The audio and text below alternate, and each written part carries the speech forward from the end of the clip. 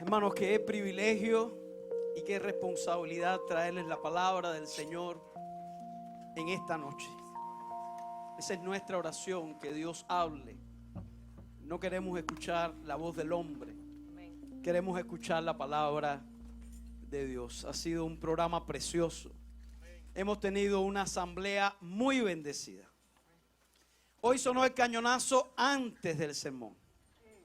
Y eso tiene una parte buena y una mala. La buena es que no se van a asustar en medio de la predicación. La mala es que los que estén dormidos no se van a poder despertar. No tenemos mucho tiempo. Yo tengo mucho que compartir. Vamos a seguir con la oración de Jesús. El predicador, Pastor Leonardo y yo nos pusimos de acuerdo. Yo estaba asustado porque ustedes saben que el año pasado Alberto me copió el mensaje. Mucho reconocimiento y todo, pero me copió el mensaje, el mismo título, la misma proposición, los mismos puntos. Entonces yo dije, eso no puede pasar este año. Como yo sé que el Leonardo está en la familia, con tiempo nos pusimos de acuerdo. Y entonces él predicó los versículos del 1 al 19 de Juan 17 y yo voy a terminar el pasaje.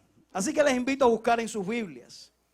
En Juan capítulo 17, versículos del 20 al 26.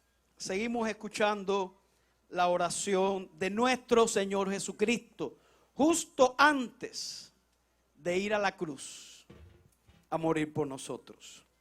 Juan capítulo 17, del 20 al 26. Dice la palabra de Dios: mas no ruego solamente por estos, sino también por los que han de creer en mí por la palabra de ellos, para que todos sean uno, como tú, oh Padre, en mí y yo en ti, que también ellos sean uno en nosotros, para que el mundo crea que tú me enviaste.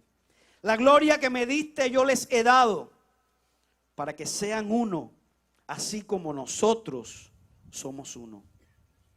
Yo en ellos y tú en mí, para que sean perfectos en unidad, para que el mundo conozca que tú me enviaste y que los has amado a ellos como también a mí me has amado. Padre, aquellos que me has dado, quiero que donde yo estoy, también ellos estén conmigo, para que vean mi gloria que me has dado, porque me has amado desde antes de la fundación del mundo. Padre justo, el mundo no te ha conocido, pero yo te he conocido, y estos han conocido que tú me enviaste. Y les he dado a conocer tu nombre, y lo daré a conocer aún, para que el amor con que me has amado esté en ellos y yo en ellos. Vamos a orar. Padre, gracias por tu palabra es verdad. Y estamos suplicando que tú hables a tu pueblo, que tu palabra sea de inspiración, que tu palabra sea de ánimo, que tu palabra sea de edificación a esta amada asamblea. Oramos en el nombre de Cristo. Amén, Señor. Amén. Hemos visto que Jesús en esta oración pidió varias cosas. Primeramente para Él mismo, que el Señor lo glorificara para poder glorificar a su Padre, que el Señor lo bendijera para poder ser una bendición, para poder cumplir con su misión. En segundo lugar, oró por sus discípulos, los que tenía en ese momento. Oró para que tuvieran gozo.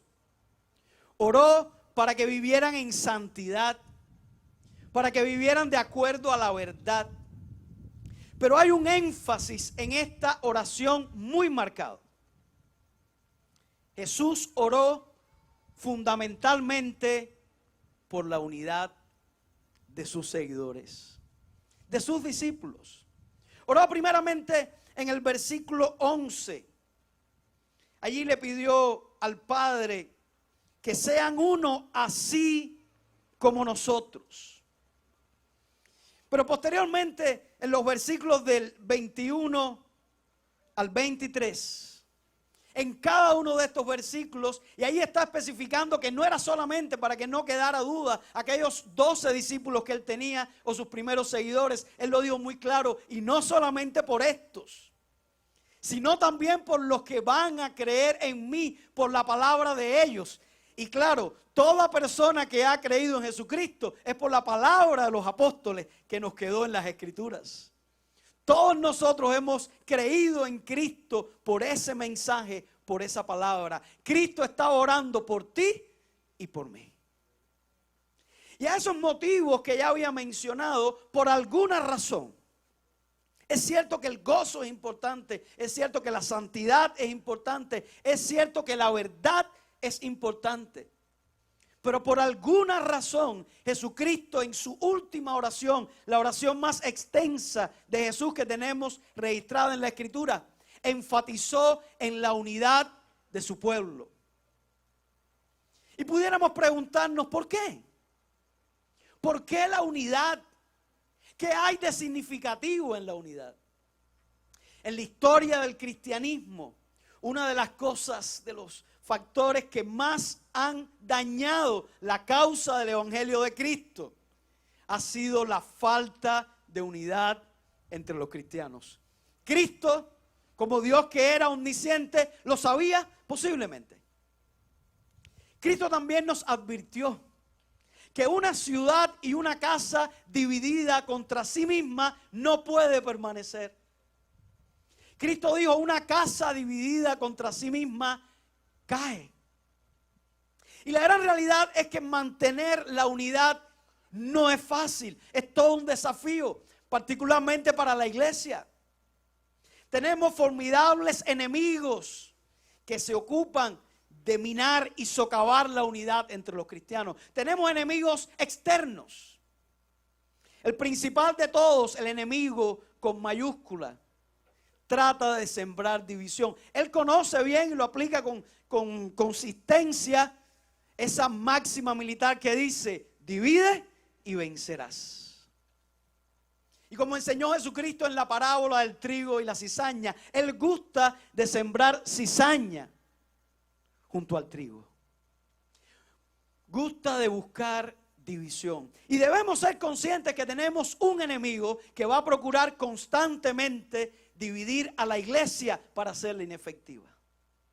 Pero también tenemos enemigos internos, porque tenemos una naturaleza pecaminosa. Y el egoísmo siempre obstaculiza la unidad. Cuando solamente estamos buscando nuestro propio bien, lo que a mí me conviene. A una iglesia dividida que tenía problemas de división, el apóstol Pablo escribió, todos buscan lo suyo propio, no lo que es de Cristo Jesús. Y lamentablemente, algunas veces tenemos la tendencia, en lugar de buscar el bien común, buscar nuestro propio bien. También tenemos el orgullo. El orgullo que quiere imponerse, que quiere estar por encima de los demás, y especialmente el liderazgo. El liderazgo tiene una marcada tendencia a ser divisivo. Muchos han asimilado la idea de que es mejor ser cabeza de ratón que cola de león. Y ellos quieren ser cabeza y quieren ocupar los primeros lugares y quieren ser reyes, aunque no tengan súbditos, aunque no haya nadie que los siga, pero por lo menos ser reyes. Y esa es una tendencia humana que todos nosotros tenemos. La tenían los discípulos. Después de 3 años viviendo con Cristo, viéndolo servir, estaban buscando, llaman a Jesús para decirle, Jacobo y Juan, queremos estar uno a tu derecha y el otro a tu izquierda.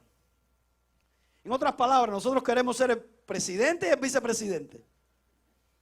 Queremos ser el director y el vicedirector.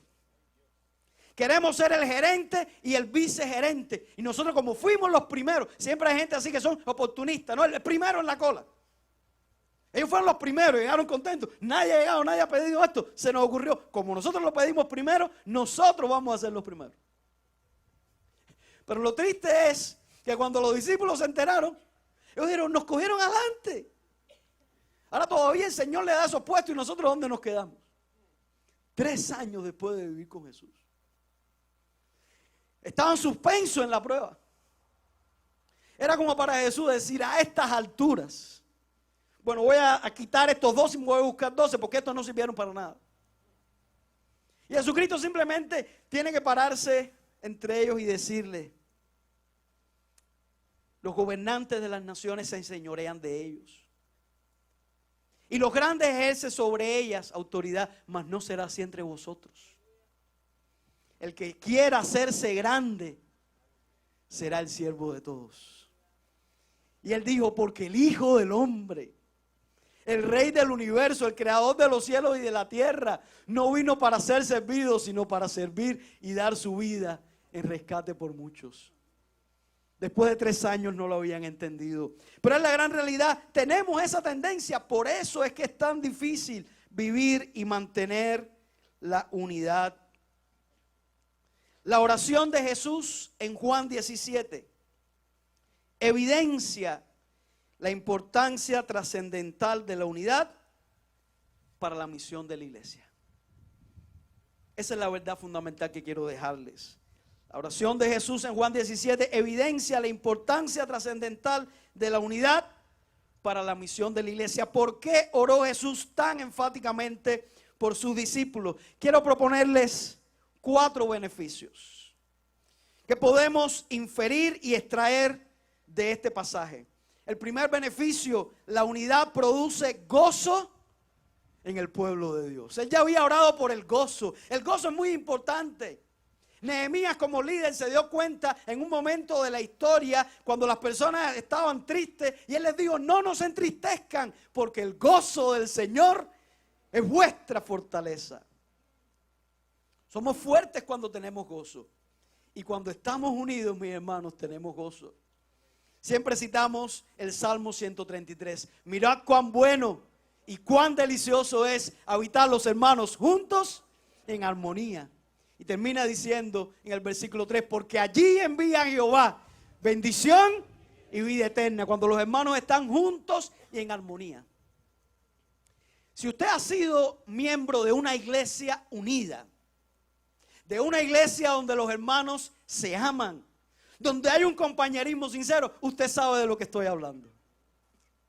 Tal vez usted en estas noches, en estos días, ha podido disfrutar de lo lindo que ha sido la unidad, de estar en un mismo sentir, en un mismo deseo, de glorificar al Señor, de buscar maneras de hacerlo mejor, de adorar juntos. Es una bendición y eso trae gozo. Me llama mucho la atención lo que Cristo oró cuando dice en el versículo 11, para que sean uno, así como nosotros. Para que sean uno así como nosotros. Y posteriormente ora por sus discípulos para que todos sean uno como tú, oh Padre, en mí y yo en ti, que también ellos sean uno en nosotros. 22, para que sean uno así como nosotros somos uno. ¿Qué significa ser uno como el Padre y Jesús? ¿Qué significa eso? No es que vamos a tener una unidad ontológica como el Padre y Jesús, o una unidad de naturaleza. Está hablando de una unidad relacional. El Padre y el Hijo tenían una relación inquebrantable. Cristo disfrutaba de la presencia de su Padre. El Padre disfrutaba de la presencia del Hijo. El Padre decía, este es mi Hijo amado en quien tengo complacencia.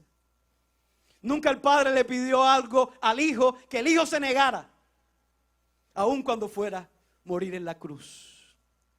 Había una relación tan estrecha, tan profunda, que ellos amaban y cuidaban de una manera especial.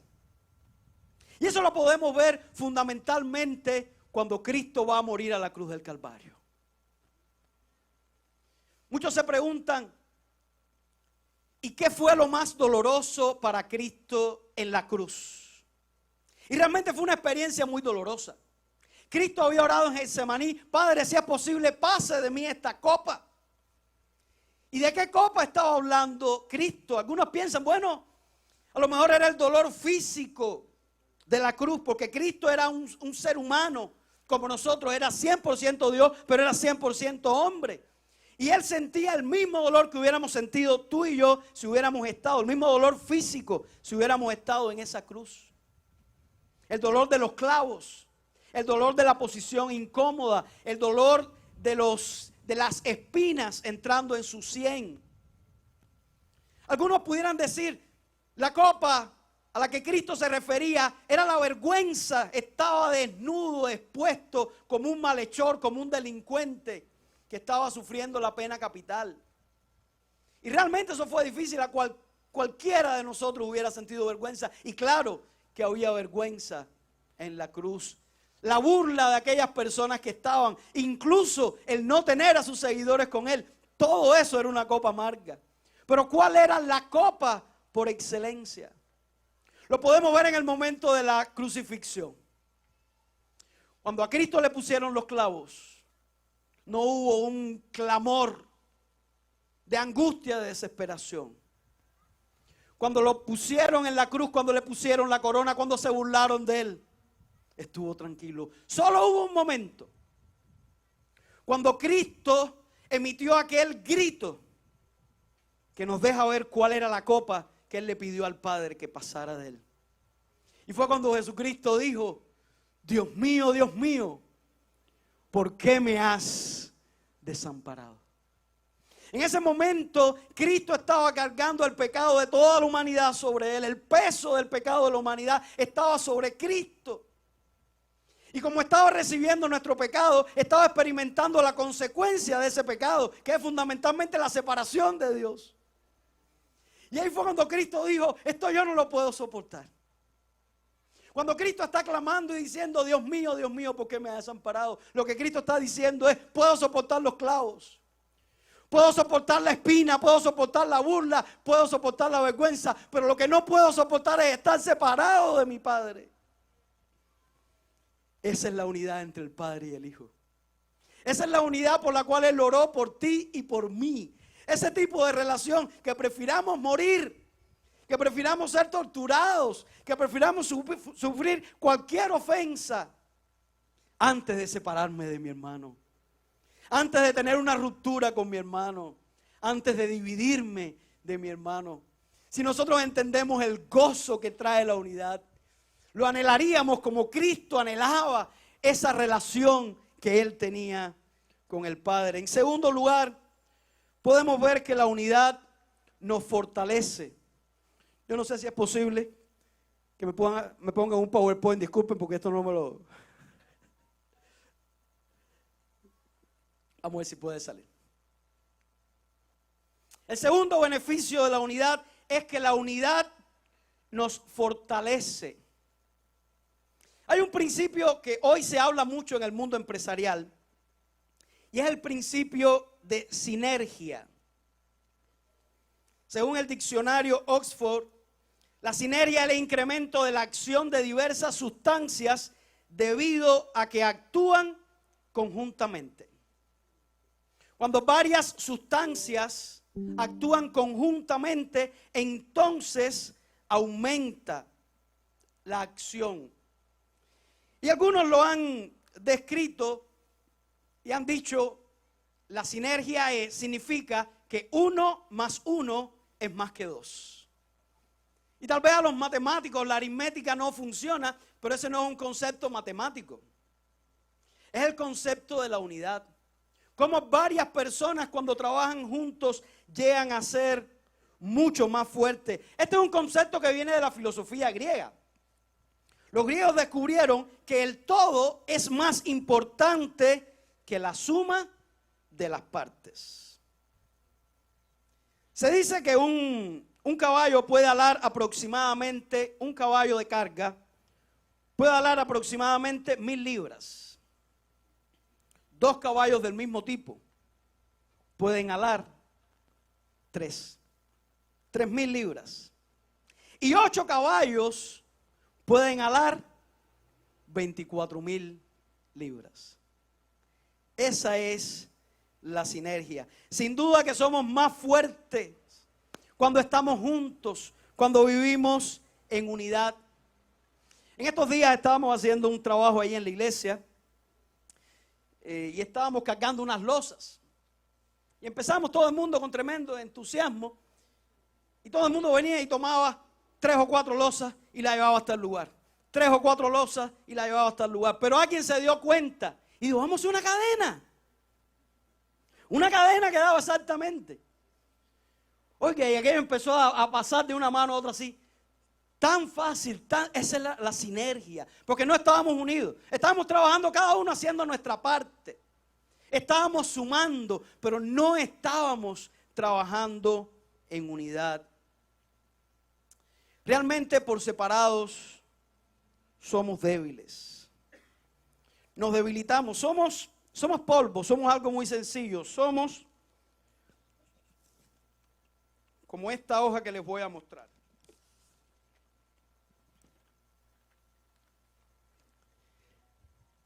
Estos somos tú y yo.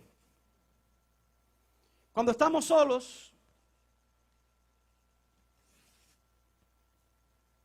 es muy fácil rompernos. Somos frágiles. 2, sigue siendo fácil romperlo. 4, sigue siendo fácil. 8, sigue siendo fácil. 16, un poquito más difícil, pero sigue siendo fácil.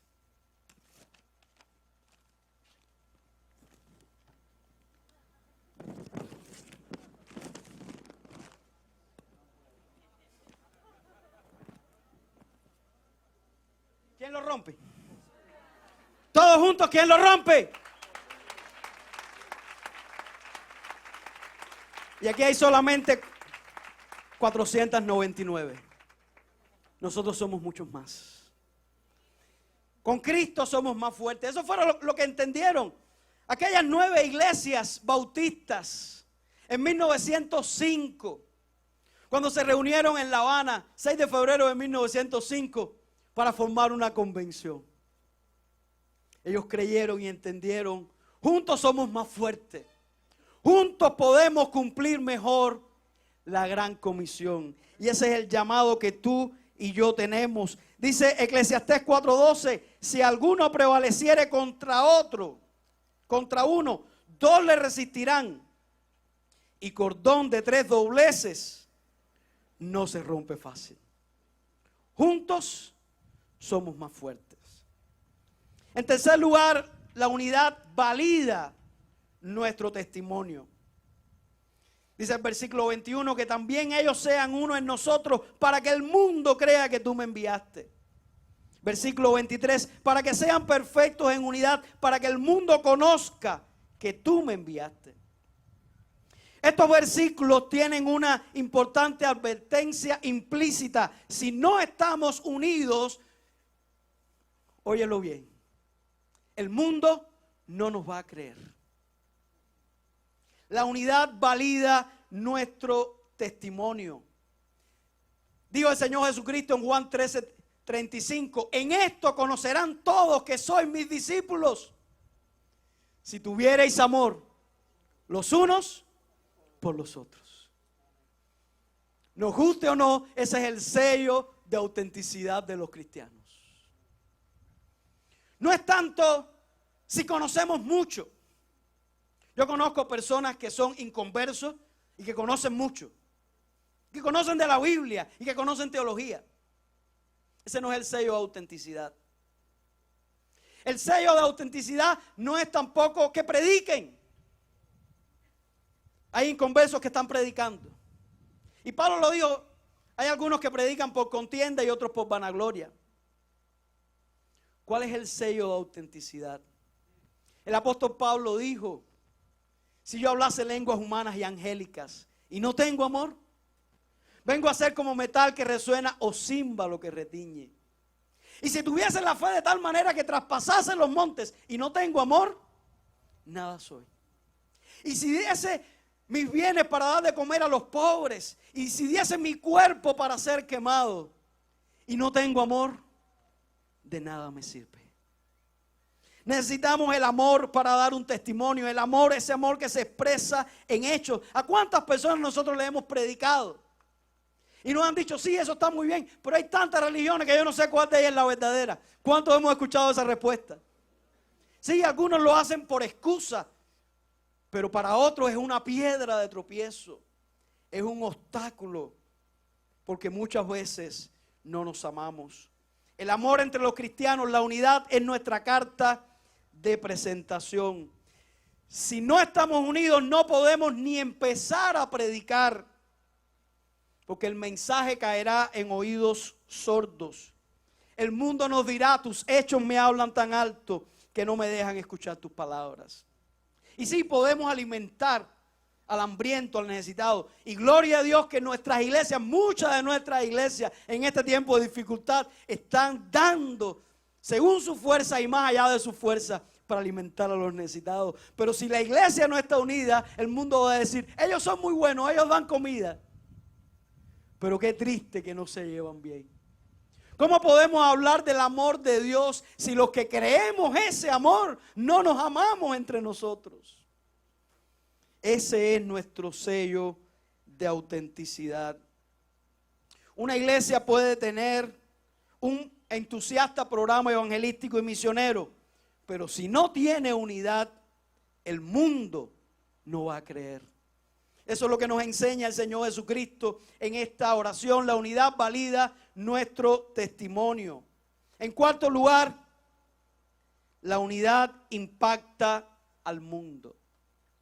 Así como una iglesia local o la convención desunida queda invalidada en su testimonio, cuando vivimos en unidad, ese testimonio impacta al mundo. Y es la otra cara de la moneda de estos textos que estábamos leyendo.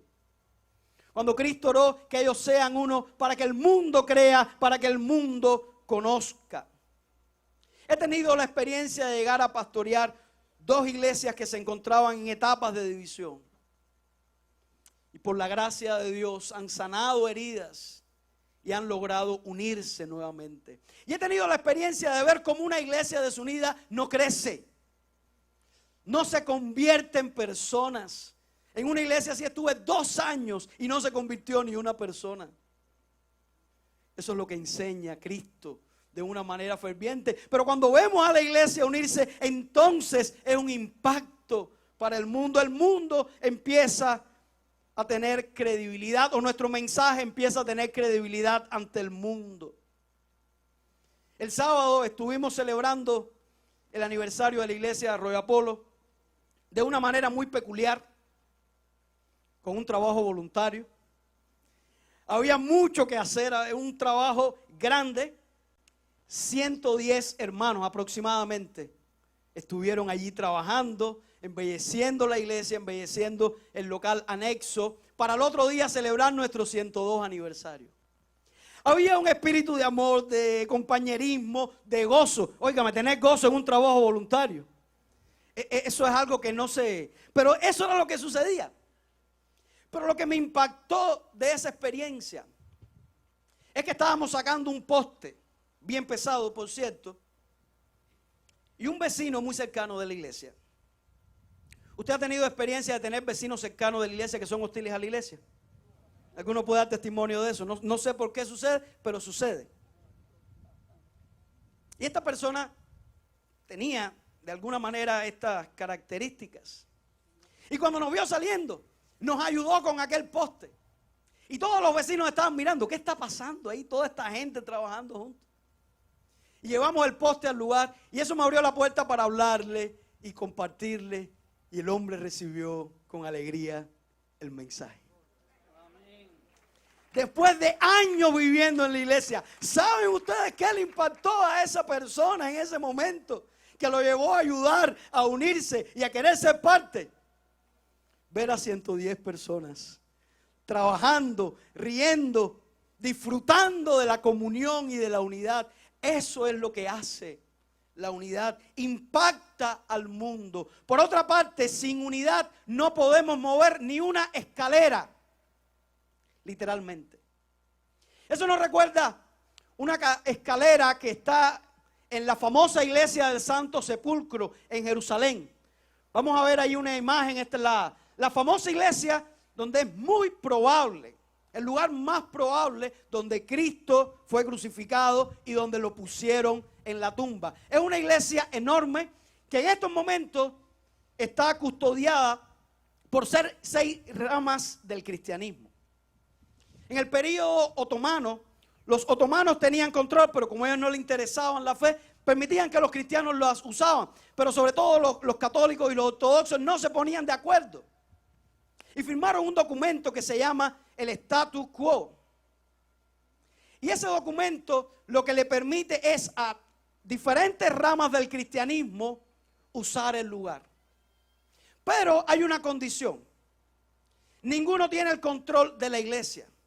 Y cualquier decisión que se tome, los 6 tienen que estar de acuerdo. Y lo que podemos ver en esa imagen, esa escalera que ustedes ven allí, está ahí desde el siglo XIX. Porque alguien se dio cuenta que cuando lo pusieron, la parte de abajo quedó en la zona de los ortodoxos y la parte de arriba, la parte de los armenios. Y no se ha podido mover.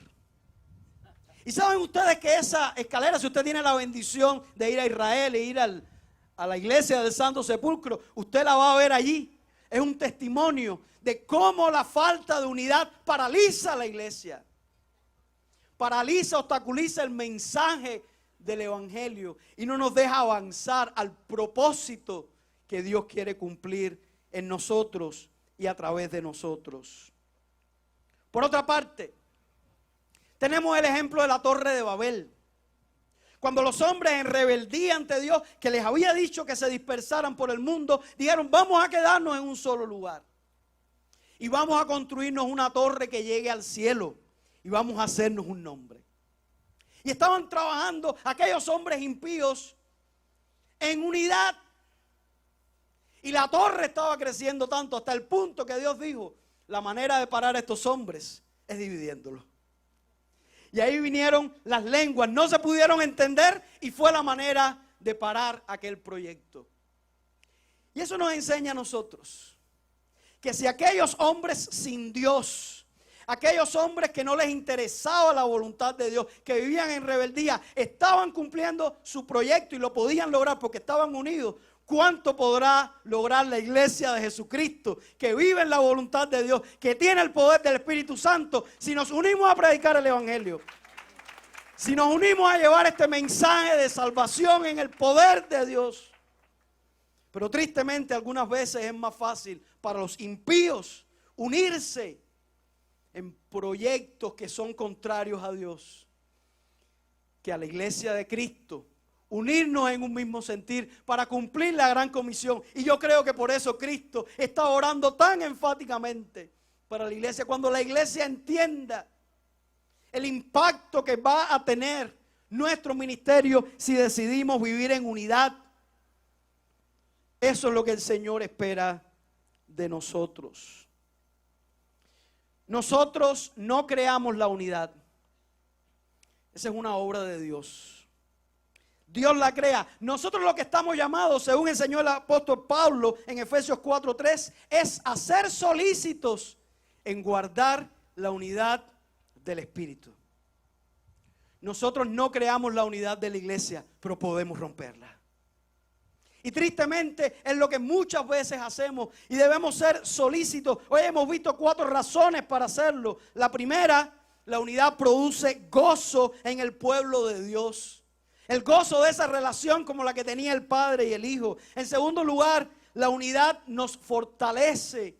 En tercer lugar, la unidad valida nuestro testimonio. Y en cuarto lugar, la unidad impacta al mundo. Tú y yo no creamos la unidad, pero podemos romperla. Por eso, mantengamos la unidad. Ese es el desafío. Mantener, guardar, preservar la unidad del Espíritu. Mantengamos la unidad en la iglesia local. Cada hermano de la iglesia tiene el llamado a guardar la unidad, a cuidar de ella. Lamentablemente tenemos disensiones algunas veces tenemos percepciones diferentes, algunas veces tenemos criterios contrarios. Pero si usted no es parte de la solución, usted es parte del problema. Y tal vez usted no tiene que ver directamente con la lucha que hay o la división, pero usted está llamado a orar, usted está llamado a exhortar, usted está llamado a cuidar la unidad, entendiendo que es imprescindible para hacer la obra de Dios. También tenemos que cuidar la unidad de la convención. Nadie está obligado a pertenecer a la convención. La convención es una asociación voluntaria de iglesias. Pero si has decidido ser parte de la convención, estás obligado a promover su unidad. Y quiero repetir eso. Nadie está obligado a pertenecer a la convención. Es una asociación voluntaria de iglesia. Pero si has decidido pertenecer a la convención, estás obligado a promover su unidad. Eso es lo que nos mantiene unidos. Eso fue lo que inspiró a aquellas primeras 9 iglesias. La iglesia de Pinar del Río, la iglesia de La Habana, como se le llamaba el Calvario en ese momento, la iglesia de Guanabacoa, la iglesia de Matanzas, la iglesia de Colón, la iglesia de Cienfuegos, la iglesia de Santa Clara, la iglesia de Ranchuelo y la iglesia de Sagua. Tuvieron ese sentir y nosotros mantenemos ese sentir. Entendemos que juntos somos más fuertes. Ese es nuestro llamado. También debemos promover la unidad dentro del pueblo evangélico. ¿Y qué quiero decir con el pueblo evangélico?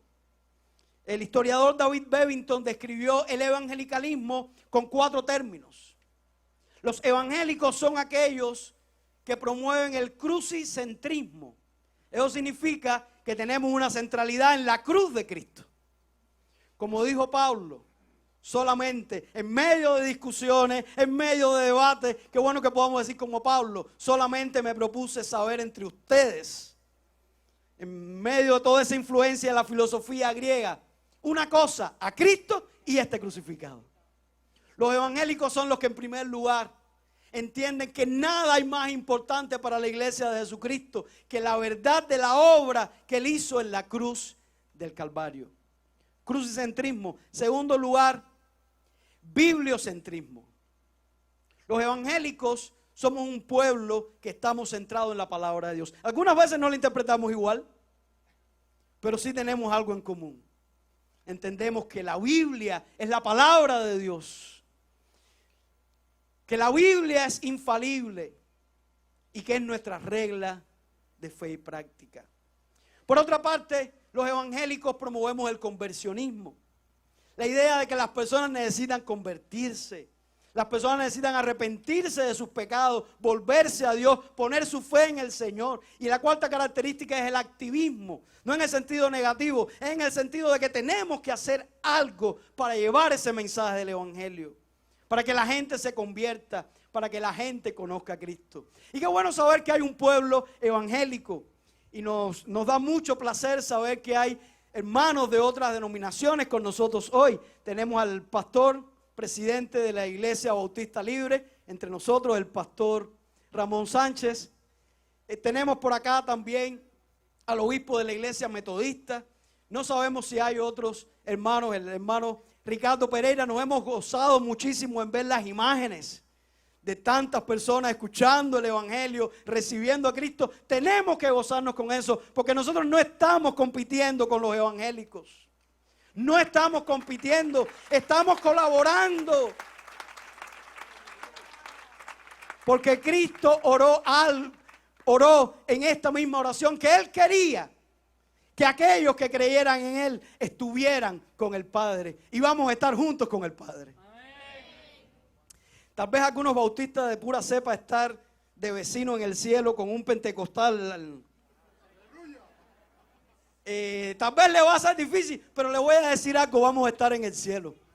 Porque el cielo no es para los bautistas, ni es para los pentecostales, ni es para los metodistas. El cielo es para todos aquellos que crean en Jesucristo como su único Señor y Salvador.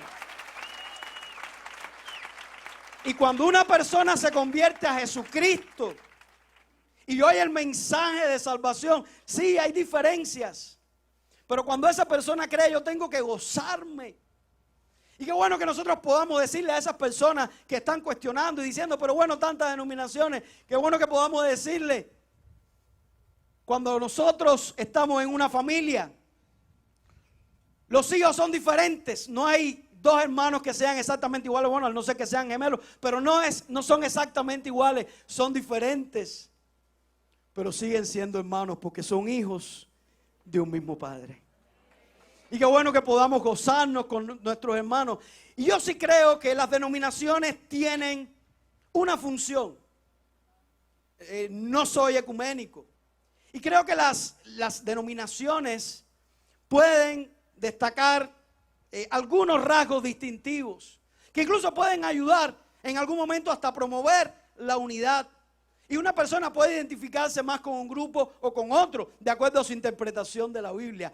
Pero el denominacionalismo sectario, el que cree que solamente nosotros tenemos la verdad, ese elitismo discriminador que echa a un lado a los otros, no puede existir entre nosotros. Porque el enemigo utiliza eso para dar un mal testimonio, un escándalo en el mundo. Y el mundo necesita escuchar a Cristo.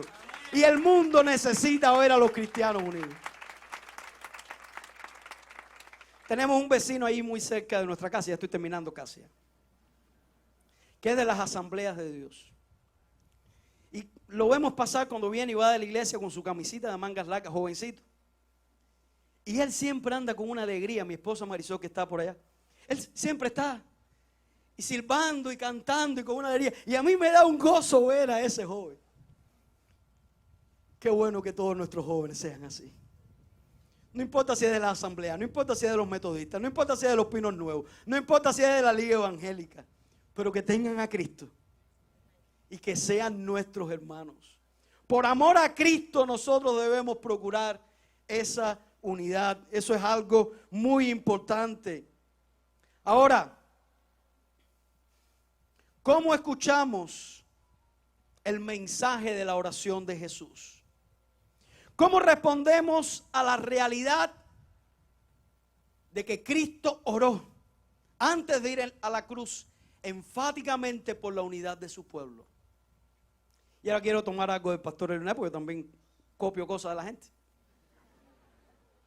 Eso que él dijo, de que la oración de Cristo no solamente fue vertical, era una oración para el Padre, pero él quería que sus discípulos la escucharan. Él quería que tú y yo escucháramos cómo Él oró por nosotros. Y que Él consideraba como tal vez el elemento más crucial para que el mundo creyera. Y esa es la unidad. ¿Cómo tú respondes a eso? Y trae a mi mente cuando el rey David, antes de ser el rey David, estaba allí luchando contra los filisteos. Y estaban en todo ese proceso. Y dice que sintió el deseo de tomar el agua del pozo de Belén. Y lo expresó así: ¿quién me diera a tomar el agua del pozo de Belén? Y dice que 3 de los valientes salieron corriendo y se metieron por en medio de la guarnición. Se metieron por en medio de los filisteos. Tomaron el agua y se la trajeron a David. Porque ellos querían agradar a su rey. Tú y yo hemos escuchado cuál es el deseo del corazón de nuestro rey. ¿Qué vamos a hacer? Vamos a salir corriendo a promover la unidad en nuestras iglesias locales, a promover la unidad en la convención, a promover la unidad entre el pueblo evangélico. Ese es el llamado que tú y yo tenemos hoy. Tenemos una gran comisión que cumplir. Lamentablemente, algunos interpretan en la oración de Jesús que a Cristo no le interesan los perdidos. Porque como Él solamente oró y dijo: no oro por el mundo, oro por mis discípulos. Algunos han llegado a la conclusión: bueno, aquí vemos que Cristo no se interesa por el mundo. Pero qué bueno que Él aclara posteriormente que sí, esa oración es por sus discípulos. Eso es indiscutible. Pero esa es una oración para el mundo. Porque el gran deseo del corazón de nuestro Dios es que el mundo crea. Y por eso lo aclara y lo dice: yo quiero que sean uno, pero no solamente por amor a la unidad, no solamente para que ellos disfruten la unidad, sino para que ellos puedan tener un impacto. Ese es nuestro llamado. Todos los cristianos tenemos una misma comisión. Por tanto, id y haced discípulos a todas las naciones. Id y predicad el evangelio a toda criatura. Y yo te pregunto, ¿cómo vas a responder a este mensaje? El Señor ha traído convicción a tu vida de que en algún momento has promovido o has sido parte de una división en el cuerpo de Cristo, en tu iglesia local o en la convención. Si el Señor ha traído convicción a tu vida, yo quiero invitarte a que te pongas en pie. ¿No has sido solícito en guardar la unidad del Espíritu? ¿No lo has tenido como una prioridad? ¿No has luchado por eso? También puedes ponerte en pie. ¿Te sientes llamado a salir de este lugar como un defensor de la unidad del cuerpo de Cristo? Por una sola razón, porque Cristo lo quiere. Porque Cristo oró por eso y nos dejó escuchar su oración. ¿Te sientes llamado a tener este sentir? Este es el énfasis convencional de este año. Unidos para que el mundo crea. Queremos que Cuba sea El Salvador. Queremos que Cuba sea para Cristo. Ese es nuestro lema. Y nos unimos a generaciones de cristianos diciendo Cuba para Cristo ya. Pero el mundo no va a creer si nosotros estamos divididos. El pueblo de Cuba no nos va a creer si nosotros no nos amamos los unos a los otros.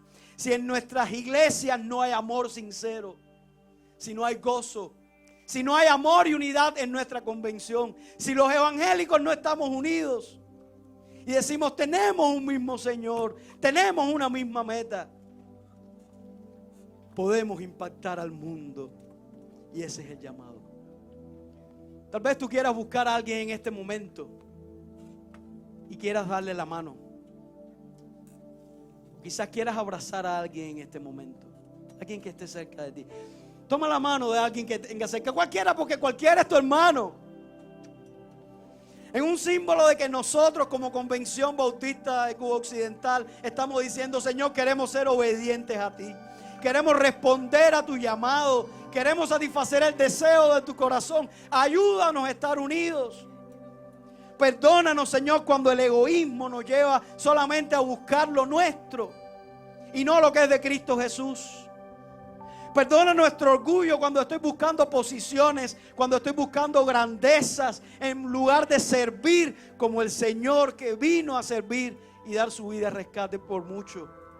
Señor, perdónanos, ayúdanos como iglesia local, ayúdanos como convención. Ayúdanos como pueblo evangélico de Cuba. Dios está haciendo grandes cosas en Cuba.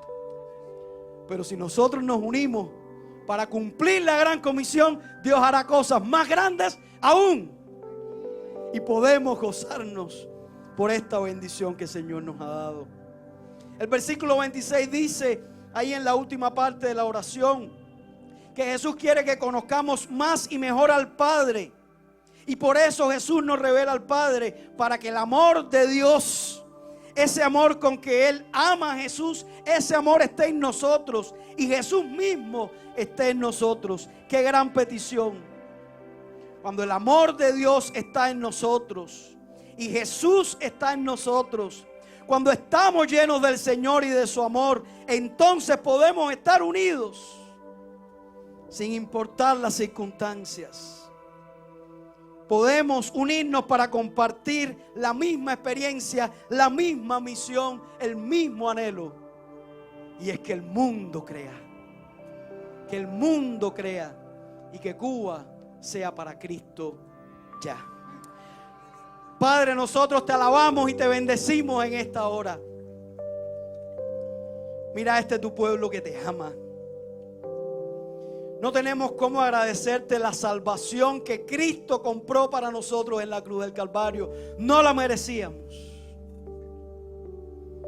Por eso, Señor, nosotros te amamos, porque tú nos amaste primero. Y en esta noche nosotros queremos pedirte perdón por las veces que hemos sido instrumento del enemigo para dividir a tu iglesia, para dividir la convención, para dividir al pueblo evangélico de Cuba. Señor, perdónanos.